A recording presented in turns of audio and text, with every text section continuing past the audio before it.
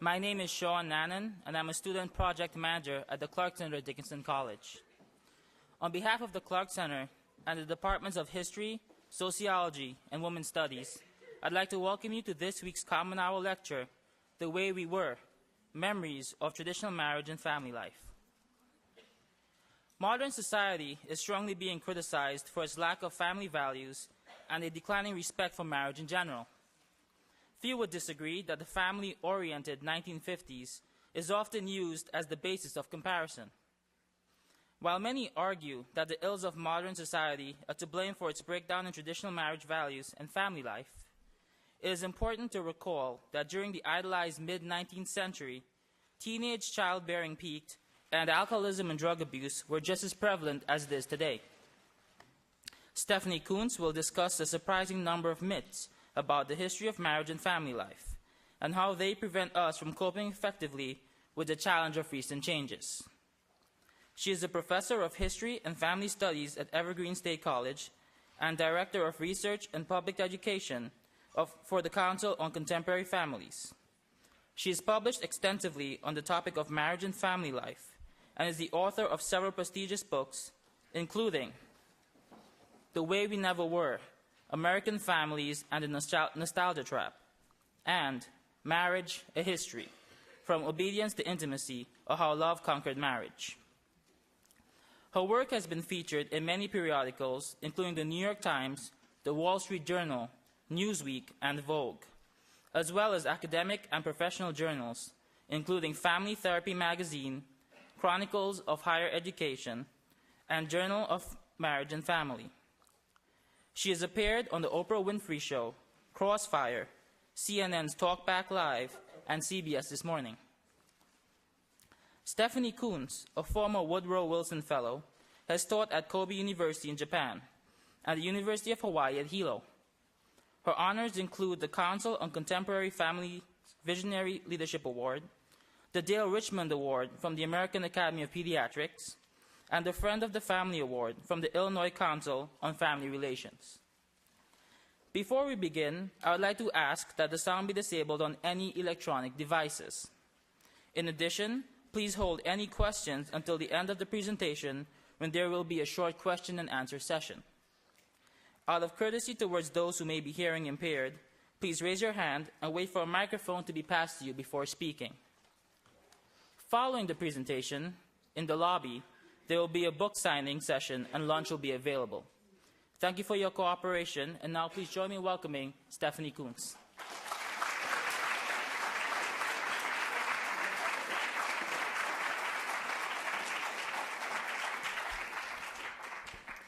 Well, I know we've got lunch waiting for us and classes at 1:30, so I can't really take on all the myths about marriage and family life.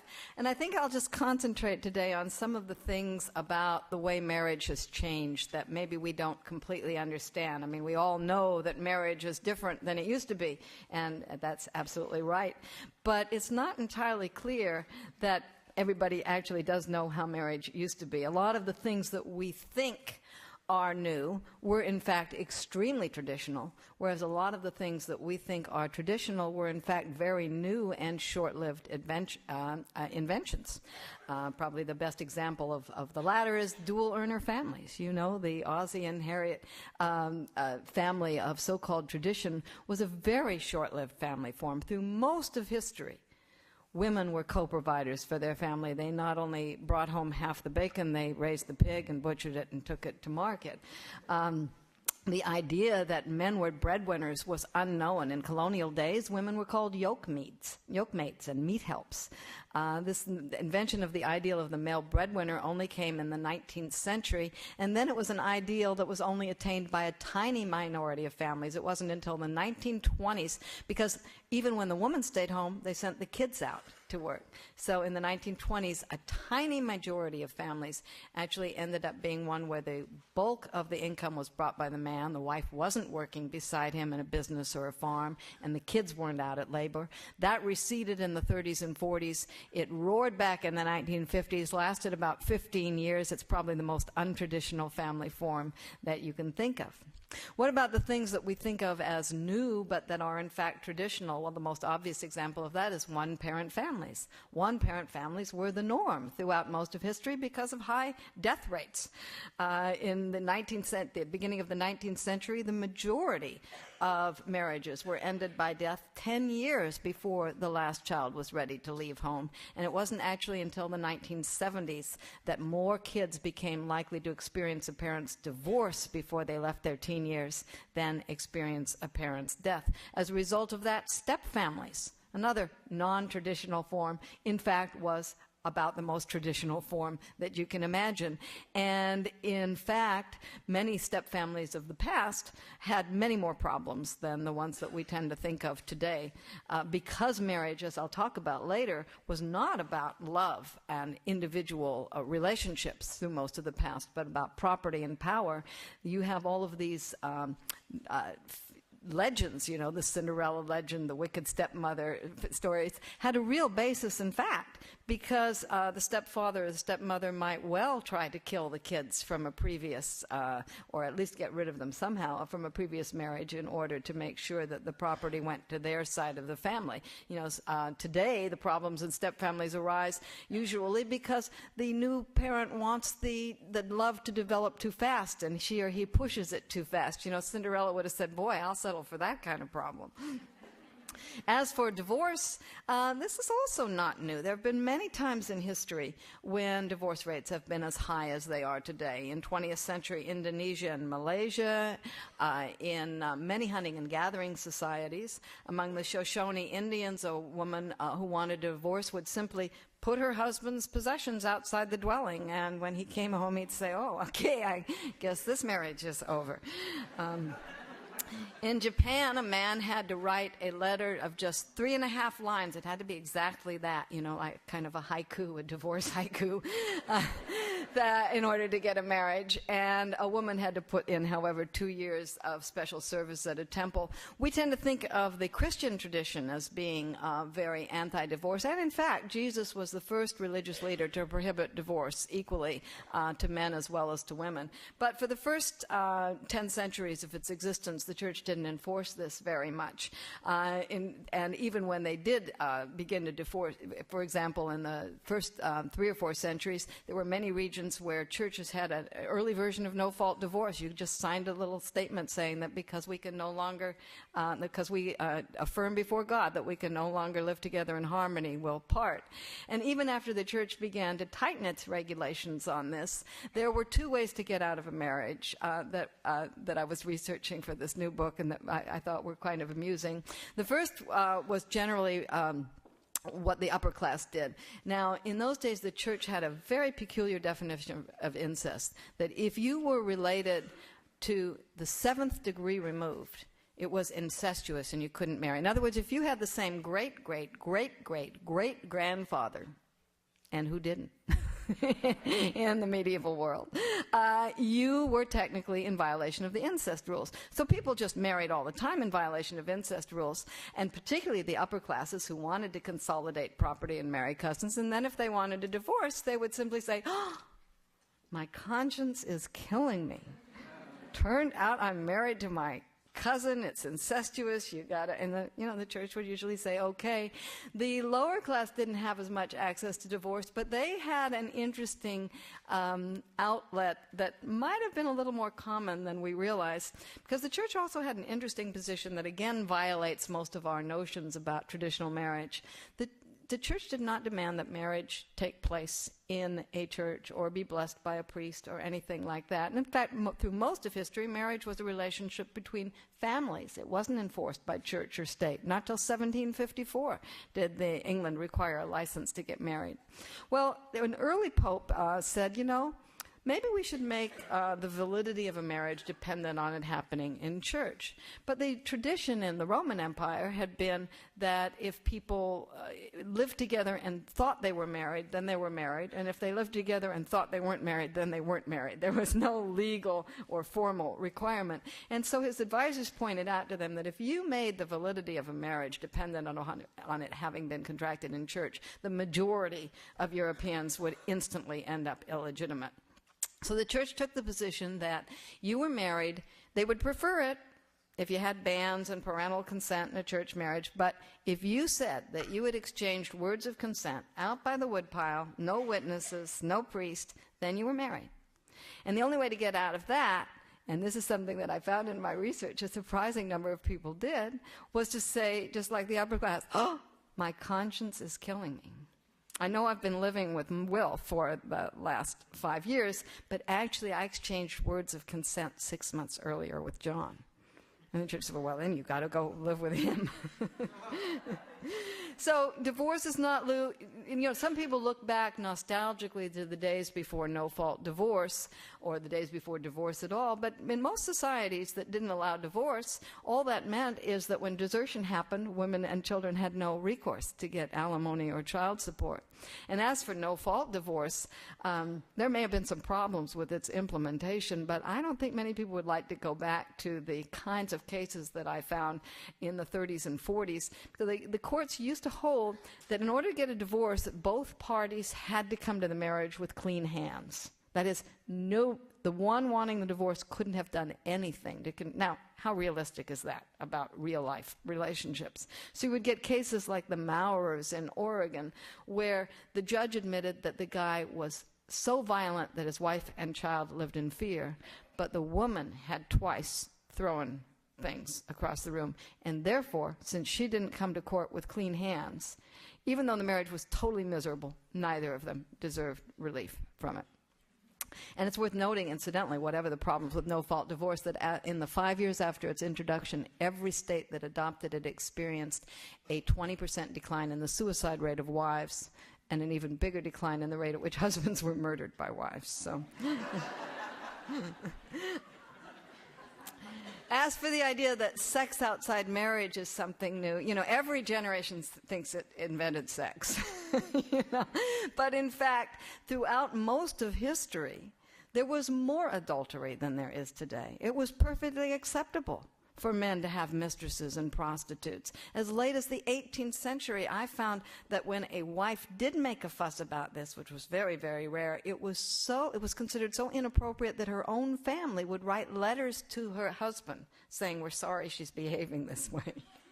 At the end of the 19th century, the recourse to prostitutes by men in Victorian England and America was so great that there was an epidemic of venereal disease in respectable middle-class homes because they were bringing it home to them. As for sex outside marriage by politicians, believe me, Bill Clinton did not. It started with Thomas Jefferson, we now know, right? It went through Grover Cleveland, who was forced to admit that he probably fathered a child with a department store clerk he'd seduced, so that the political ditty of the day was, "Mama, where's my paw? Gone to the White House, wah ha ha." Warren Harding, who not only had a long-term affair with the wife of a family friend, but fathered a child with a second mistress, a teenage girl, and of course John F. Kennedy. We now think that both Roosevelt and Eisenhower also had more discreet affairs. So sex outside marriage, all of these kinds of things that we think are new are not, in fact, new. And although for most of European and American history, marriages were more stable than they are today, one of the reasons they were stable was because they were not fair and they were not loving relationships. Husband and wife are one, said Anglo-American law that was that prevailed until the very end of the 19th century, and that one is the husband. He had the right to make all decisions for the family. He owned and controlled all of the property, even if the woman brought it from inheritance or had earned it herself. And he had the right to physically restrain his wife until 1897. It wasn't until 1897 that the British courts ruled that a man didn't have the right to imprison the wife in his home. He also had the right to beat his wife. It wasn't until 1864 that the first courts in America began to forbid that. I did find one prohibition against wife abuse in my research, and that was in 16th century London. Beating your wife was prohibited after 9 o'clock because it would wake the neighbors. But these marriages were not harmonious in the past, and nor did traditional marriages always protect kids. Sometimes we think that they did, but actually through most of history, parents didn't sacrifice their kids. Kids sacrificed for their parents. Kids were, it was child labor that provided for the parents' retirement. And instead of saving up for the education, parents pulled their kids out of school.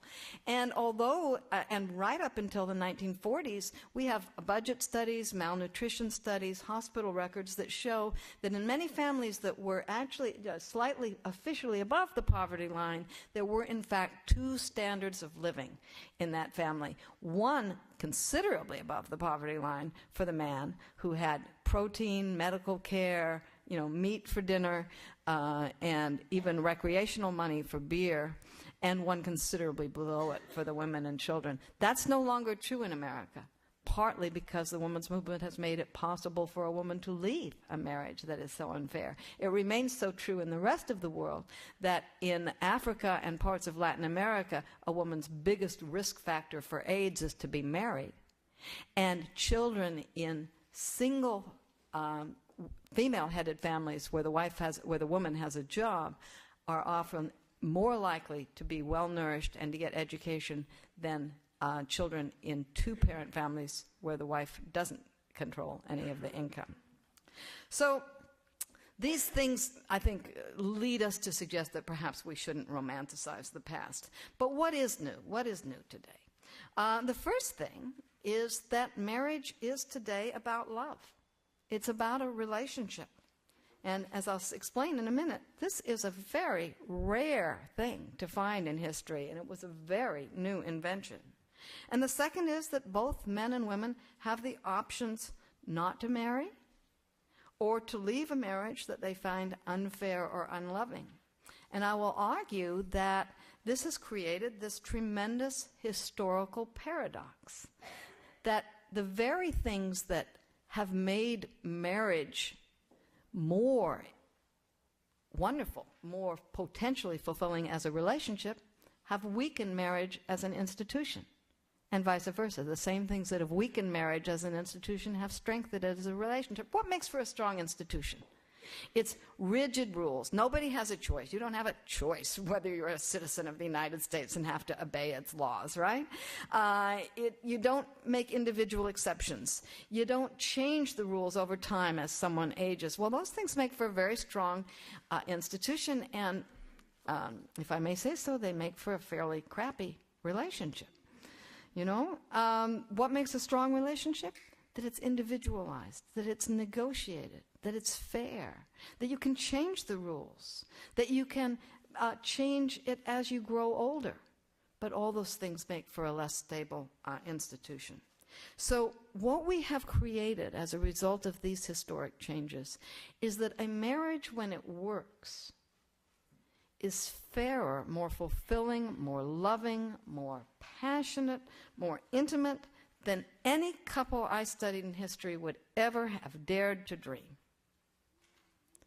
But it's also more optional, it's more fragile, it's less bearable when it doesn't live up to that potential. It's hard for me to think of a way that you could keep the one and get rid of the other. So how did we get here? Well, as I said, for thousands of years, marriage was not about love. We now believe that contrary to the idea that marriage was invented to, protect women, or the feminist idea of the 70s, the obverse that it was invented to oppress women, marriage wasn't about the relationship between individual men and women at all.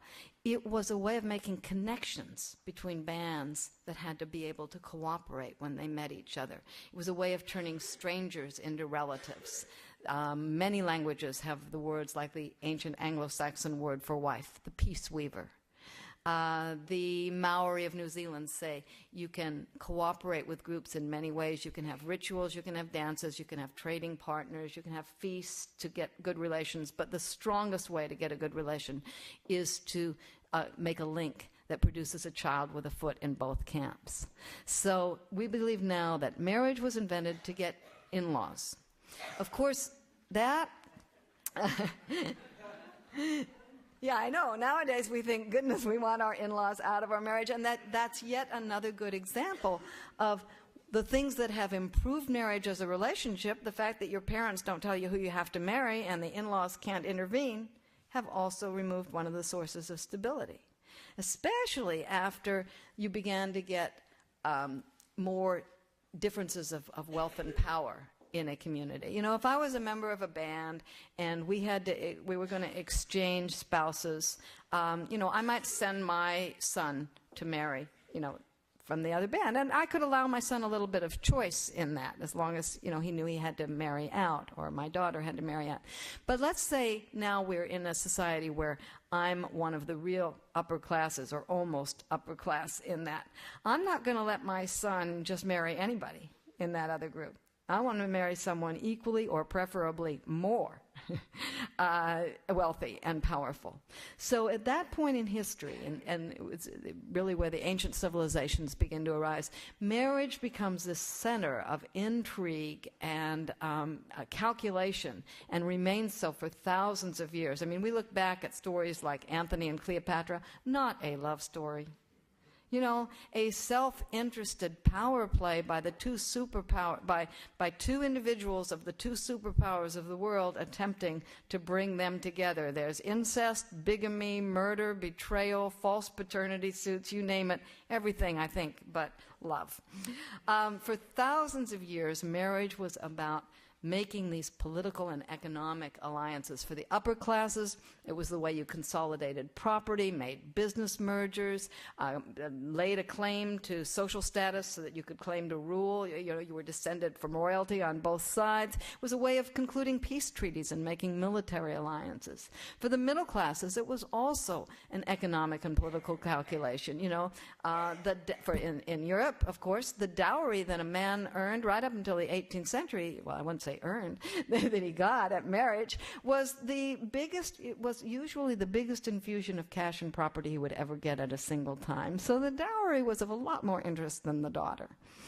And for women, of course, it was the way, having a dowry was the way your parents brought you a little economic security. So today, of course, we save up for college. We try to send our kids to college to give them some economic security.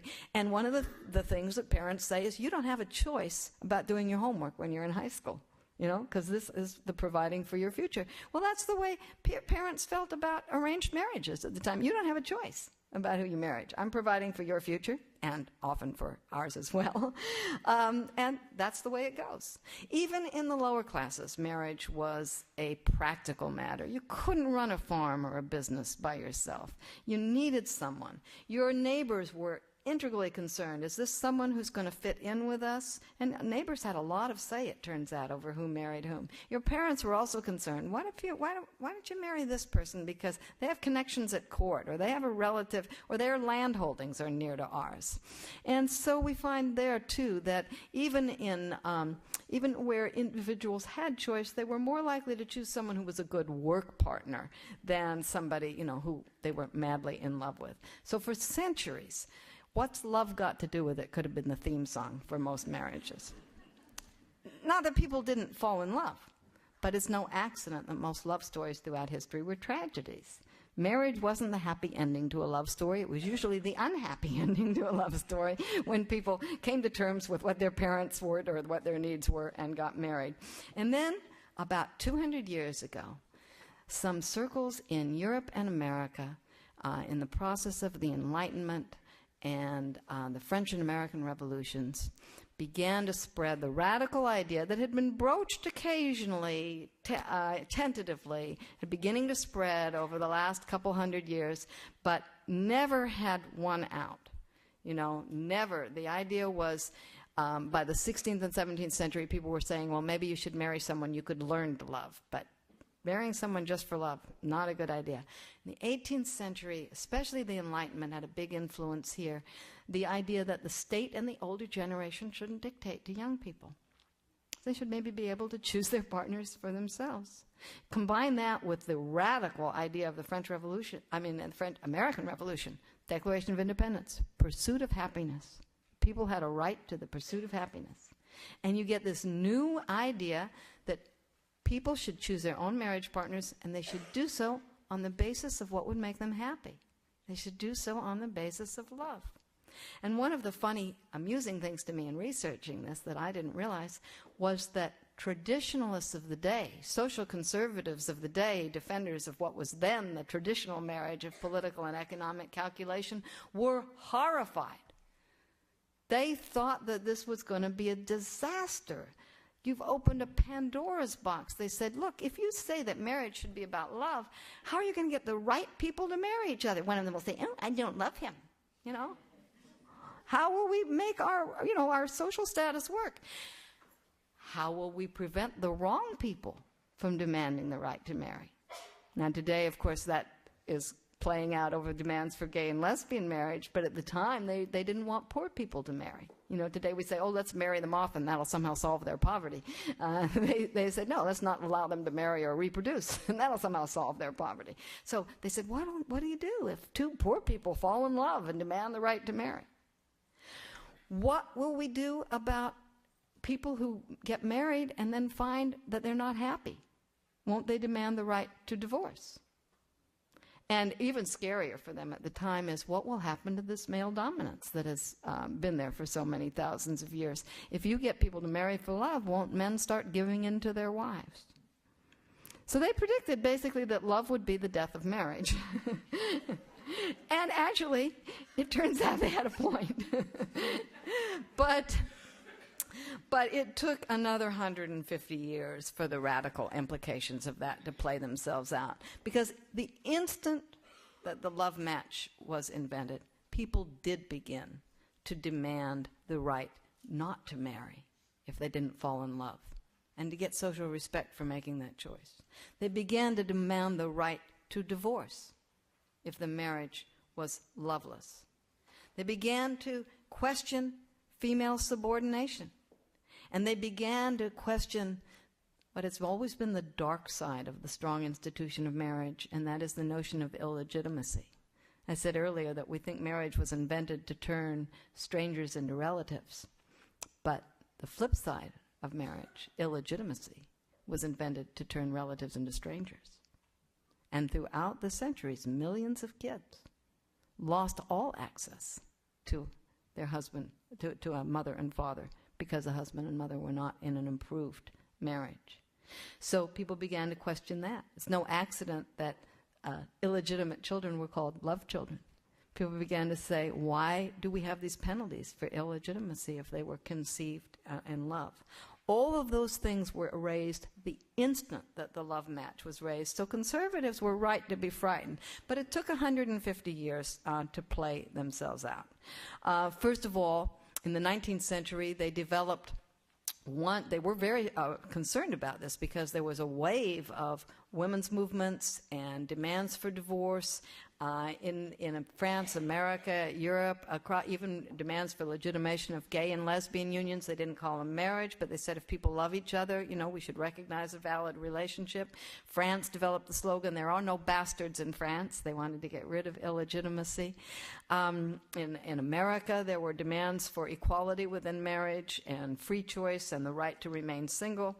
But these were pushed back in the 19th century by a combination of an almost conscious campaign to redefine love and marriage in ways that made it a little more manageable. And that was this new idea about the separation of spheres, and that now men were considered not to be in charge of women, but they were considered so different that men and women were only halfway human beings without each other, that men were the only ones who could go out and bring home the bacon, contrary to, thousands of years of evidence to the contrary. This new idea developed that they should be the ones who protected women and women should stay home.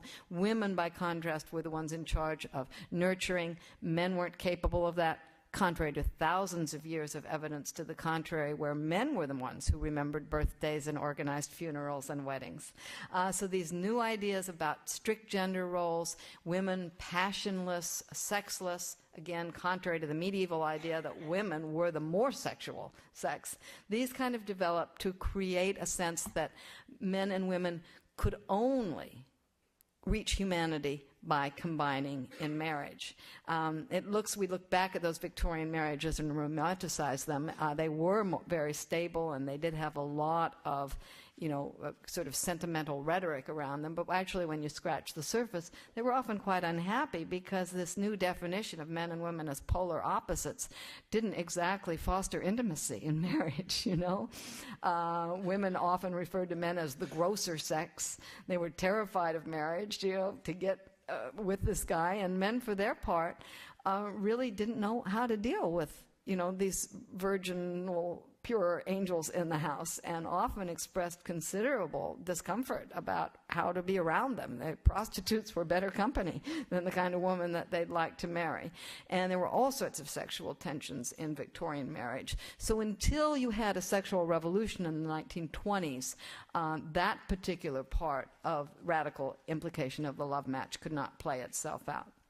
Also, of course, you had unreliable birth control, and despite the attempt of France to outlaw illegitimacy, the strong penalties for illegitimacy remained in play until the late 1960s and 1970s. Most people don't realize this, but until a Supreme Court decision in 1968, a child who was born to and raised by an unmarried mother did not have any right to collect on her debts if she died, had no claim on her family for inheritance, and if she was killed by the wrongful act of an employer or someone else, could not sue for damages. So the harsh penalties against illegitimacy and the unreliability of birth control prevented the radical implications of the love match from playing out there.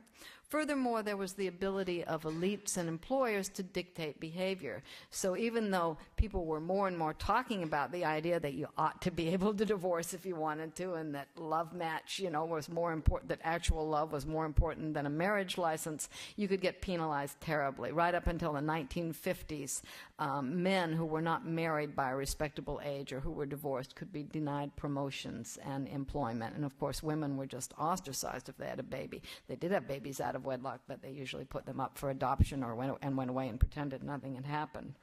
And then, of course, there was the legal authority of men in marriage. Despite the fact that by the late 19th century, violence was not acceptable, and women began and gained their own property rights, most people don't realize that right up until the 1970s, most states in this country had head and master laws, and all of Western Europe did, which gave men the final right to make the say, to have the final decision about most things that went on in the home. And marriage was defined very unequally, that men but not women had a duty to support the family.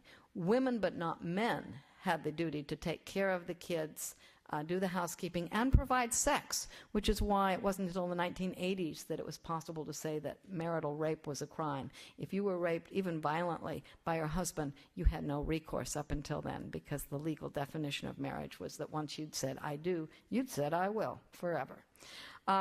So as long as that legal authority of men in marriage prevailed, it was again a sort of tamp down the radical implications of the love match. And then above all, the thing that really held it in check was the economic dependence of women on men. So that, we tend to think that women are the more romantic sex, but actually it was men who were able to embrace the love revolution first. And in the 19th century, I read diaries and letters, and the men are like, oh, I'm just madly in love with this woman, I can't wait to marry her.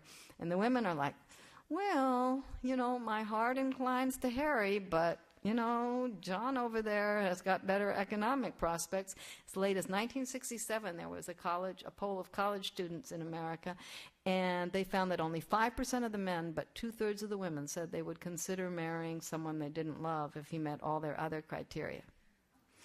Well, in the last 30 years, all of those things have been swept away. We have reliable birth control. We have abolished the old penalties for illegitimacy, an important humanitarian reform, but one that has weakened the ability of marriage to dictate people's lives and the distribution of resources. We have told people that they cannot discriminate on the basis of personal behavior, that we use objective behavior to decide whether you can get into college or whether you're going to be promoted at a job. Again, decreasing the coercive power of elites. We've removed the legal authority of men in marriage. We've allowed women access to education, and above all, we've had women enter into the workforce in terms that make them more possible to be able to either refuse marriage, even if they're pregnant, or to leave a marriage.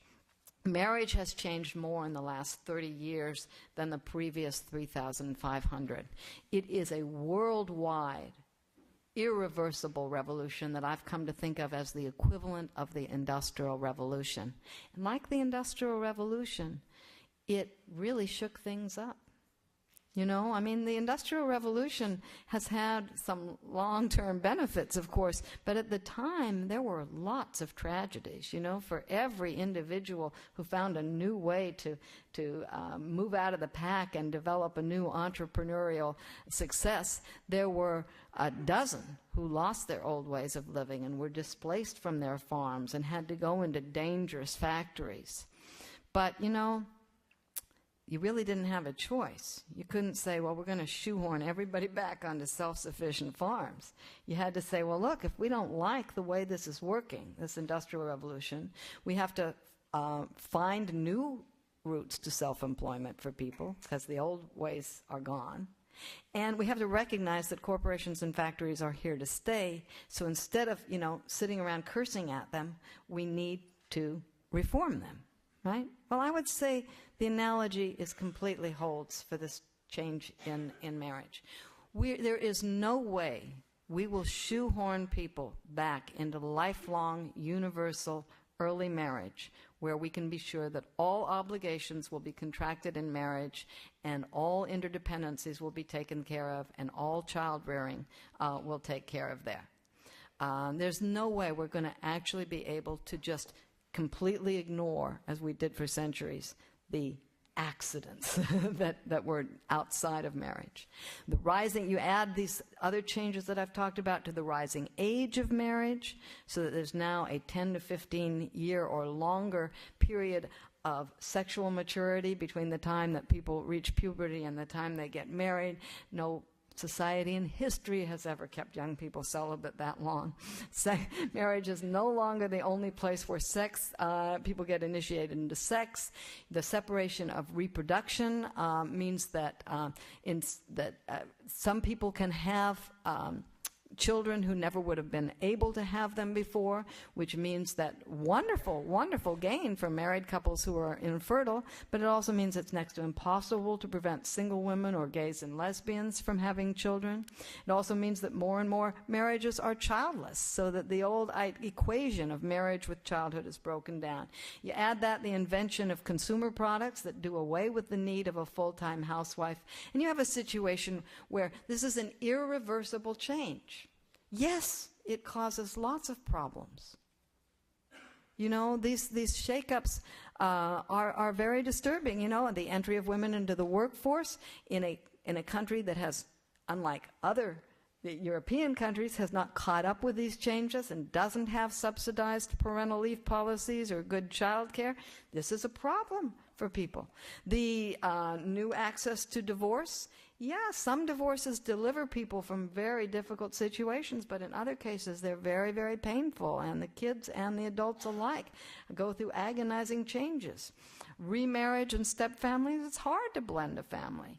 The ability of women to say no to a shotgun marriage, good in some ways, but also creates economic burdens for them, and of course it's really hard to raise a kid when you have one parent only. You know, having just got my own kid off to what is now a very successful college and post-college career, but he was a handful. I think 3 or 4 good parents would have been a help, far less trying to do it as one.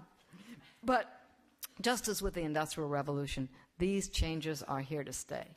The question is not what we wish we could accomplish, but how do we build on the gains that we have, and there have been many gains. You know, in the position of women, in the improvement of the relationship of marriage. How do we minimize the losses? And there have been losses and challenges to us.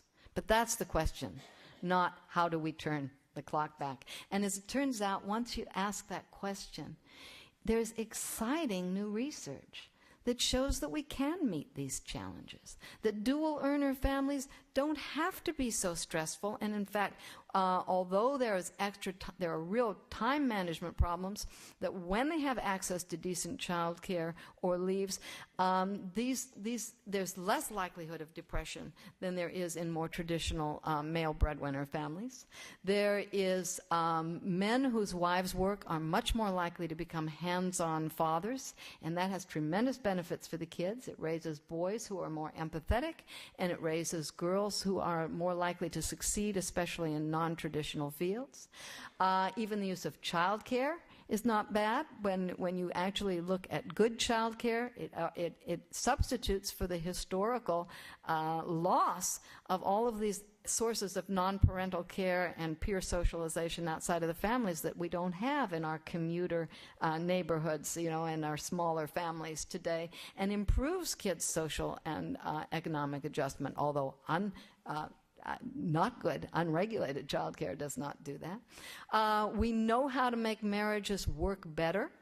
There's lots of fascinating, wonderful, fun new research on how to make marriages work better. But part of it has to do with weeding out incompatible couples before they get married, so we're not going to get everybody back into marriage. And we're not going to make divorce disappear. It's been rising in a steady line ever since the invention of the love match. And although it has leveled off, the divorce rate's actually come down by 26% since 1981. There is still going to be divorce, but we know how to teach people to divorce better and to minimize the damage that's associated with it. And same is true for single parenthood. We actually know what we can do to minimize the impacts of that. Little things. I can talk about these more in the question period if you like, but little things. Adults in single-parent families actually read to and talk to their kids more than adults in two-parent families. If you can harness that and channel it in productive ways and make sure that that talking doesn't become inappropriate, like venting about things that the kids shouldn't know, those kids can turn out just fine. So I don't want to be a Pollyanna. We do face real challenges, but we have to be realists. You're not going to turn the clock back. So let's figure out how we can build on these possibilities, how we can minimize the weaknesses that every family form, including two-parent families, male breadwinner families. These families face tremendous stresses in our society today, and they're not immune-proof to divorce. And how do we minimize the weaknesses and the vulnerabilities that every family form has? How do we build on the strengths that, yes, every family form potentially has? That's the question today. And the only way we're going to answer it is if we stop pointing fingers and start extending a helping hand. So I want to end perhaps, since I didn't have an ending, I'm going to make one up right here in order to have time for the question period, by telling you my grandmother's favorite saying when I was growing up. It was, my father and my grandmother had two sayings that I think sum up the argument I've been trying to make today. My father used to say, if wishes were horses, then beggars would ride. Which I think is a very good thing to remind people of when they start saying, what can we do to make marriage, once again, the only option that people have? And then my grandmother used to say, problems are sometimes opportunities in work clothes. But if you won't sit down with them because of the way they're dressed, you're never going to find out. And that, I think, is the theme that we have to have in dealing with today's families. Thank you very much.